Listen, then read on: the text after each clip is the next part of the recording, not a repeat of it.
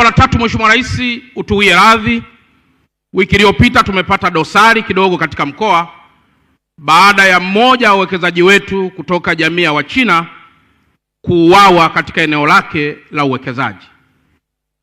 Mheshimiwa Rais, jambo hili tunafahamu namna ambavyo linaweza kupelekea kasoro kubwa kidiplomasia na mahusiano yake, lakini Mheshimiwa Rais, naomba nikuthibitishie chini ya viongozi wetu na chini ya jeshi la polisi katika mkoa wetu wa Dar es Salaam, watu wote hao watakamatwa.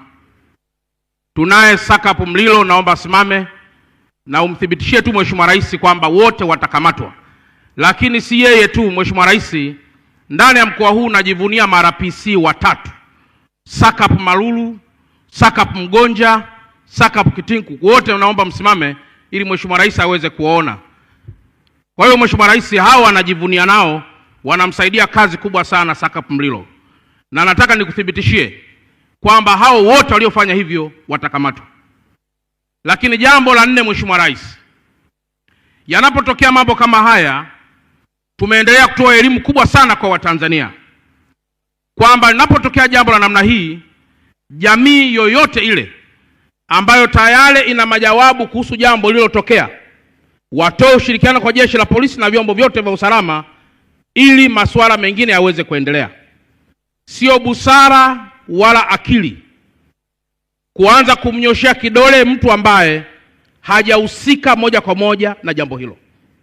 Mheshimiwa Rais, jeshi la polisi ni muhimili mkubwa sana katika taifa letu, na ndio maana inaitwa cohesive apparatus of the state.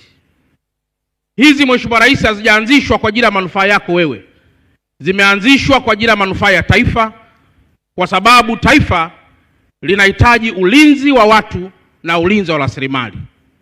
Mheshimiwa Rais, baada ya kusema haya, naomba utembee kifua mbele kwamba mkoa wetu wa Dar es Salaam, ambao ni mkoa mkubwa wa kidiplomasia, mkoa mkubwa wa kiuchumi, mkoa mkubwa kwa demografia ya watu, uko salama na utaendelea kuwa salama leo na hata baadaye, na wala hatutatishika hata kidogo dhidi ya vitu vyote ambavyo vipo kwa ajili ya kutikisa amani ya mkoa wetu.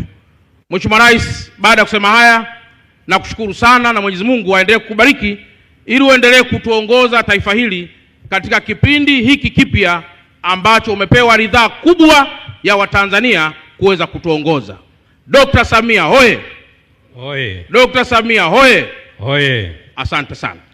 Asante sana, naomba tumpigie makofi.